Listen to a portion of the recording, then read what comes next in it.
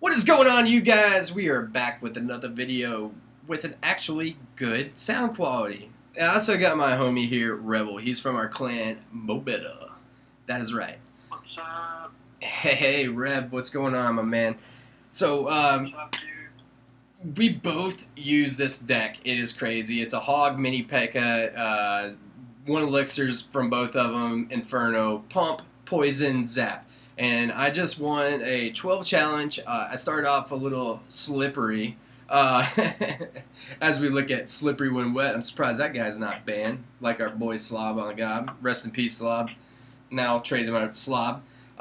So anyway, we're going to go through this real quick, and as you see my log here, I have not lost many. I did try a new and different deck out, and I did lose that one, and because I lost to it on a previous one, and I just wanted to try it out.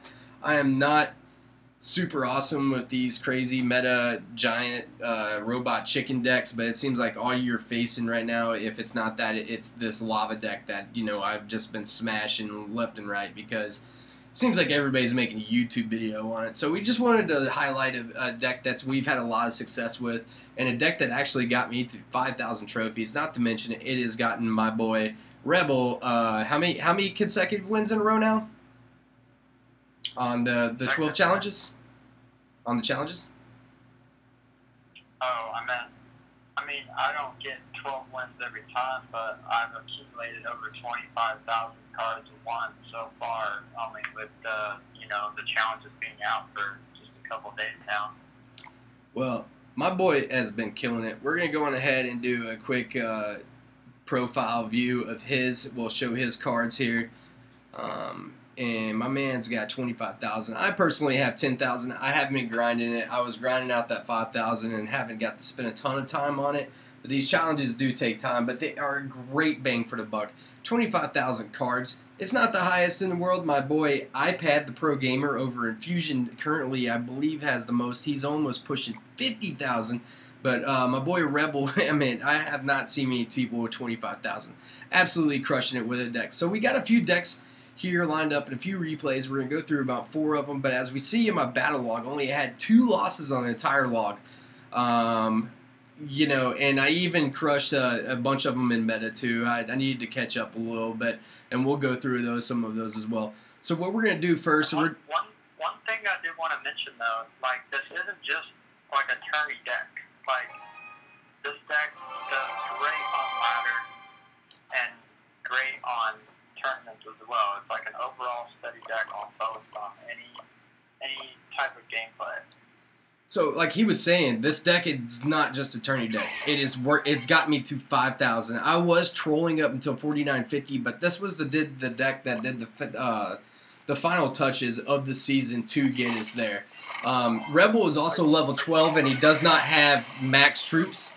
So yeah, so that was not able to watch it. Rebel, we're actually watching the QQQ match right now. We're just a few seconds into it. The bowler just started hitting on the Inferno. Let me try to catch up. Alright, sure. So basically this deck, just in basic strategy here, with a lot of them, just like my favorite deck, which is Trifecta, is just to focus on defense, mainly in the beginning, and just focusing in on getting the pumps down. As you can see here in this push, I just put down my Hog, and I got some 1 elixir skeletons there. I got enough advantage on there, and I wanted to go on ahead and stab after that pump. We were able to get value, and Rebel's also going to touch in on this too as well, about poisons. You know, you don't want to use them on offense unless you can get value, and I did wait on that one there to get the value of the Musketeer and the pump, not to manage to damage the tower. So you do have to be wary of that poison, especially against these giant meta decks that just wants to just shove everything in one giant push. But the Inferno is the big key here in defending that. So here is just the key is just to keep pumping, and then defend with everything you got, putting down the Inferno and just going after it. Yeah, it's definitely a deep, like, it may not look like it, but it's actually a really heavy defensive deck.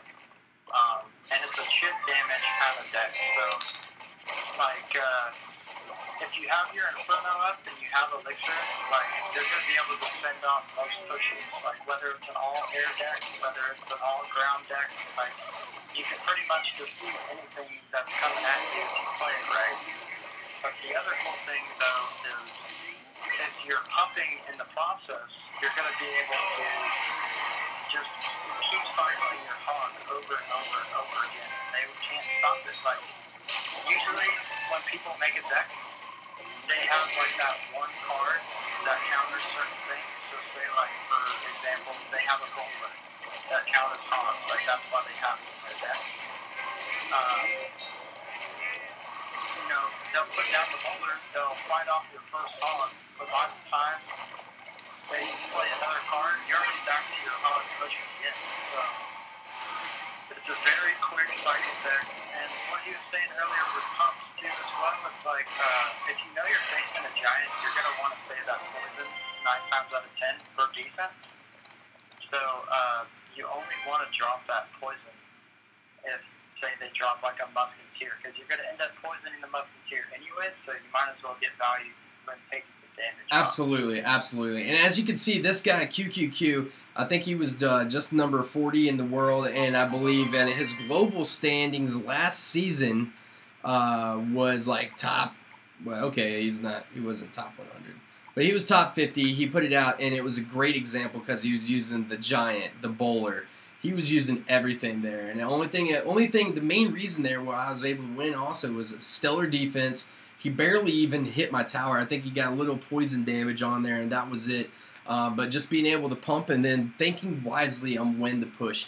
Rebel, we're gonna now go into your replay that you put replay 1 on there, and then you know what I'm gonna do. The sound seems really, really loud in the game. I'm just gonna go on ahead and turn off the SFX, the sound effects. If you actually look at the QQ guy's profile, he's actually using like a version of the deck from the set of many type. He's using guards instead. Oh my god, yeah. I guess after that beatdown, then. Yeah. Yeah, I've tried this out, and you can substitute like the mini pickup for something else. I've tried Valkyrie, it works. Minions is a good one. I really like Minions, but if you're going to use Minions, you need to use a Princess, I really feel. I mean, you really need to have something to guard off that splash because they're so delicate. Delicate little Princess. Yeah. Hey, let me go on ahead and start up your replay. So in 3, 2, 1, we're going to start it. 3, 2, 1, let's go. All right, I turned down the sound effects, so now we're going to be able to hear ourselves talk a little bit. All right. All right. So this is the meta deck right now, the giant with Prince, except they have the Mega Minion instead of 3 Elixir Minions now.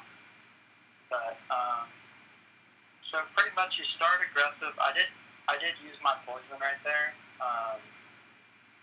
which sometimes I do, sometimes I don't. But right here is a good thing I want to point out. So I've used my mini Pekka, but instead of having my mini Pekka take damage, I placed the 1 Elixir Skeleton in front. And now I have a full health mini Pekka running out of tower, so he has to counter it. He's constantly using Elixir. And look, I'm already back to my hog. I think I do pump, but I could have pushed my hog as well and got some damage. He just zapped your tower there just so he could get to his pump. Yeah, that's pretty funny. Yeah, he didn't have a card to pump. Yeah, if you watched on the last replay, I did the same thing. I had a mini Pekka running at him, and the Prince was coming, so I dropped the 3 Elixir just to stop that charge. That's why Orange Juice and everybody else just loves those 1 Elixir counters. I mean, it just stops all that beefy stuff in the way. And since he placed this giant in the back, I didn't want to go ahead and place my Inferno, so I did get kind of aggressive right here, and it actually works out because I get a ton of damage on that giant. That was a great play. That's not normally something I would do. I'd probably normally drop the Inferno in the back, or I'd push the other lane. So I guess you got a couple different styles with the same deck. You know, you got a lot of versatility here, and neither of them are wrong. And it's just kind of what you feel froggy for, I guess, at the moment, or what you decide to go for. Well, you got to play with like what's in your hand. So not your card rotation isn't always the same. So right there, I didn't even need to place Inferno. I knew that the giant was low enough that I didn't really need to worry about it. That the tower would finish him off when he was in the poison. But right here, so definitely poisoning on defense helps, because if that Ice Spirit were to freeze my Inferno, I would be in a lot of trouble. This is like a 18 Elixir push, and I'm stopping it with 90 million. 5. like nine elixir. And you still got the value off that same Inferno. And two giants, a prince, guards. That was 18 plus a poison. So yeah, that's what is that? 2022. Yeah, plus an ice spirit. It's 23 elixir push with one Inferno. Yeah. If you can keep your Inferno protected and alive, that shit will just give you elixir. Like, look at that. So that's 5, 10, 13, 16, 17 elixir, and I pretty much stopped it with like 10, and then I'm already back to a hog pushing. And you know, I've seen a lot of people that have tried to use it in our deck, and they've had issues with it. But I think what they do is they really just freak out, man. It's like they just start freaking out because they're like, oh god, all this heavy pushes. This is just, I mean, it's really just a chill deck. It's just sit there and chill, see what's coming. It's kind of like chess or poker, and you're gonna see what you have to defend. You do need to stop stuff out there, especially those little robot chickens that keep coming your way. Even like putting down a mini P.E.K.K.A. to stop it. When it's distracted by the giant, it's anything you need to do to stop that push. And, you know, a lot of people, you don't have to over-counter. You know, you don't have to poison every push. But if they do have a big push, it is good to save that poison for that. But this deck is so fast, and if you get enough pumps down, it's so great because, like, you know, they put down a pump, right? You're like, okay, well, I got them in elixir, right? So they just had a push. We think they're at 0, and we're almost at full because we already have pumps down. So here comes our hog, even a naked hog, by himself. Now we're going to poison the pump. And now comes his giant. Now comes his prince, right? So whatever. So now you got all these little cheap troops. You can cycle through those. Now you got back to your Inferno, and now you're poisoning their defense because you can cycle that deck so fast. It's awesome. So anyway, this is the Nappy Face in 3, 2, 1. This was the one that got me the 12th win in the challenge. And I was slightly nervous, especially taking the 2 losses in the beginning because I was goofing off with one, and then a minor cycle got it. But this is just your standard deck. This is what everybody's using. It's giant, musketeer, guards, giant, bowler, P.E.K.K.A. I mean, it doesn't even matter anymore. It's practically all the same stuff gathered up into another package. But I am a little. We're showing you giant decks because literally that's all you guys are playing anyway. So it really doesn't matter. Now the giant decks are still a lot of fun. I was trolling with one because they're just a beefy tank, and as you saw there, man, that was awesome. Because the Musketeer was still locked onto Infernos, but I was able to take it down with 1 elixir skeletons because he used the zap on the Inferno, and then the Mega Minion after it kind of slowly moved in, did very little damage. Now we got 2 pumps, and this is where our advantage is, and I'm already thinking, hey, listen, we're going to go for the hog poison push. We're not seeing anything there, so I say, hey, all systems go. Instead, I just sent 1 single hog down there just because I wanted to see him. I knew this was a heavy deck and I wanted to play smart, so instead of going for his pump, I thought he was going to put down the guards there, and I thought I was going to get some value instead of going for his pump. So that's also a great strategy to go. We went ahead and put down the mini P.E.K.K.A. and the Ice Spirit so I could go on ahead and cycle to my Inferno or into my pump. It's going to take an hour for that giant to get down there. I'm already thinking, hey, should I pump? But I do have my poison selected. Now this is a juicy, juicy, juicy poison. We got the Mega Minion in there, the Musketeer. He zapped the 1 elixir skeletons, but did not. I don't think he zapped the Inferno there. But we were able to take down that whole push just with a poison and an Inferno and 1 elixir skeletons. So he spent a lot more. He knows he's in trouble right now. Now he's just dropping giants on there. But we're able to cycle this deck so fast that I'm able to get back to my Inferno, back to the poison so quick, and but he has taken my element away from being able to pump because he's kind of in a panic mode. He's in a losing streak, and now he's just going for it. His deck, I believe, is the great thing about the deck is you don't need the pump. The pump just allows you to cycle faster, but it's already a cheap deck. Yeah, it is. Like, look, he's just dropping troops in the poison. Like he's just giving you value. I mean, but this guy had made it. I believe this was his 11th win. I checked his account earlier, and I said good game to him. He didn't say anything back, but yeah, just a poison here and a zap is almost going to secure the victory. But he was super aggressive with the deck. I guess that, that's worked for him in the past, especially he's getting to the level. If he's getting to the highest level. And at this point, I just need to cycle to a zap or a poison, and that was a good game. That was 12. But these are all the decks you're going to face with this. And once you get it, it's kind of like any deck.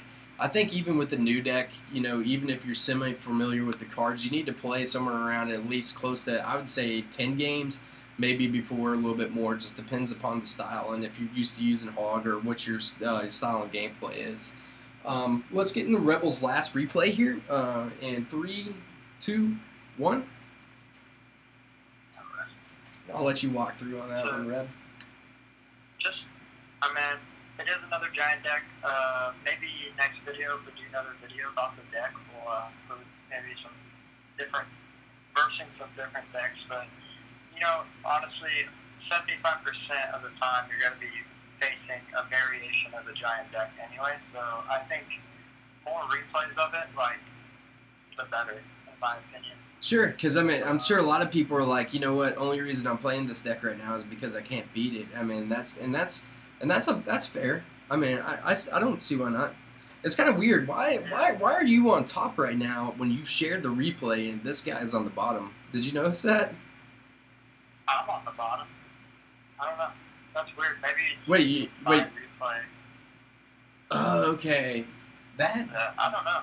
That is weird, man. Because it has the other guy on the bottom. Yeah. Which is weird because the other tournament I played, the one before this, was all lava decks. While we're talking right now, would you like to go on ahead and maybe well, let's just get through this video. Do you have any Lava Hound decks in there that we'd like to get in? Maybe we could squeeze another one in here. This is a little bit longer than my normal videos, but hey, I haven't been on for a while, so we'll get it in.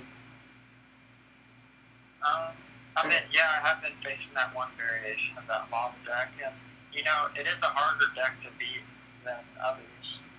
But if you play it about the same, you'll do fine.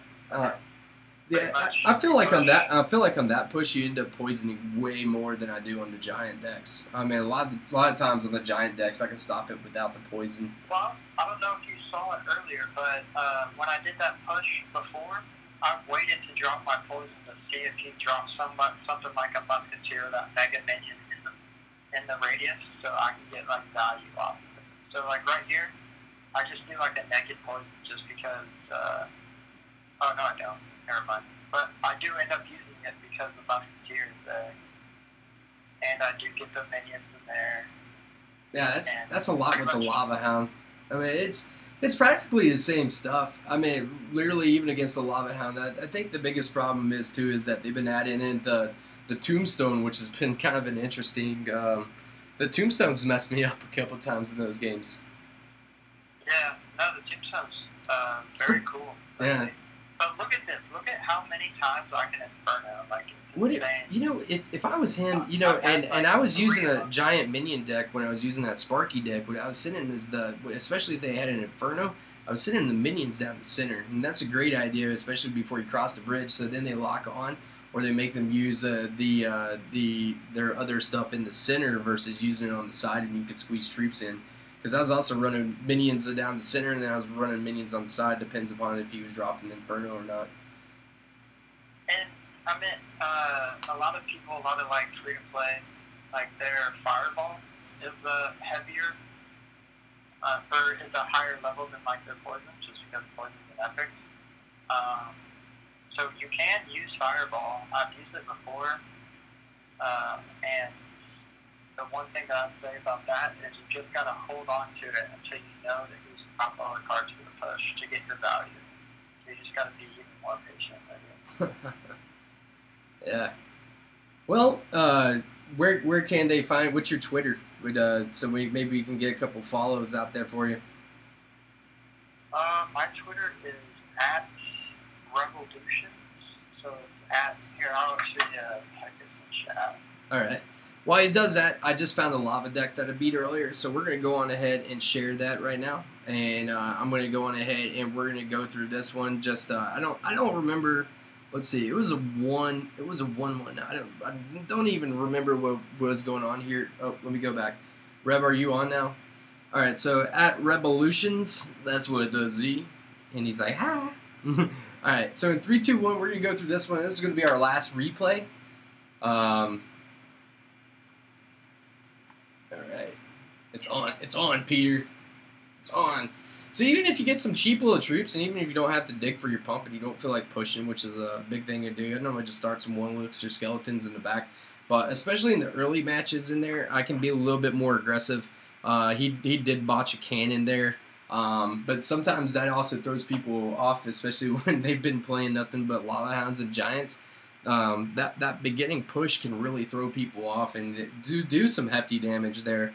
As you can see there, that was almost, 700 damage done there. I was able to get a pump down, and that Lava Hound's going to take like an hour to get down there. But he spent 3 on the minions, 3 on the cannon, and I did the same on our hog push. So we're still on here.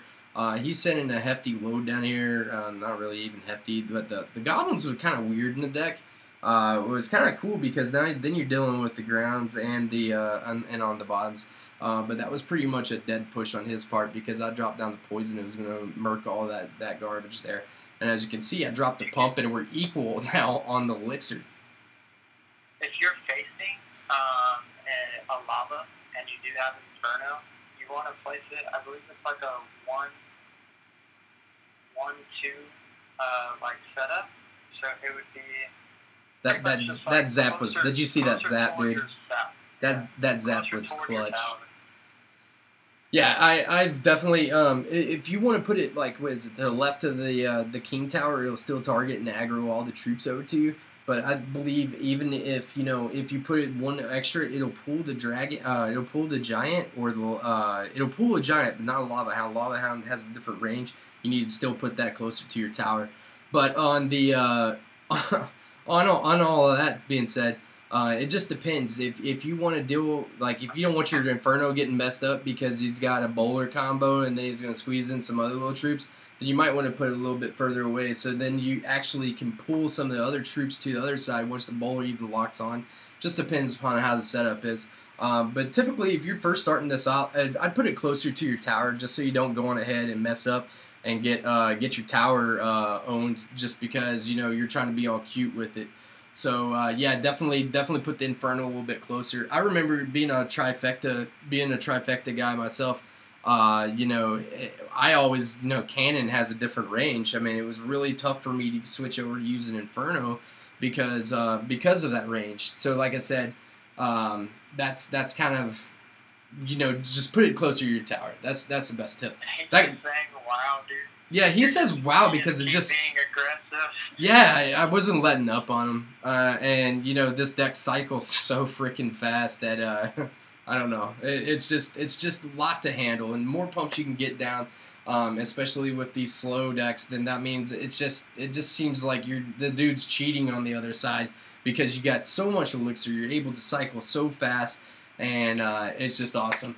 So anyway, I bet people have thought like, how does this guy have so much elixir? But until you look at the deck and you see it's a 3.2 with pump. So yeah, I mean, if you put down Skelly by Spirit and then you zap, you're already back to like that fourth card.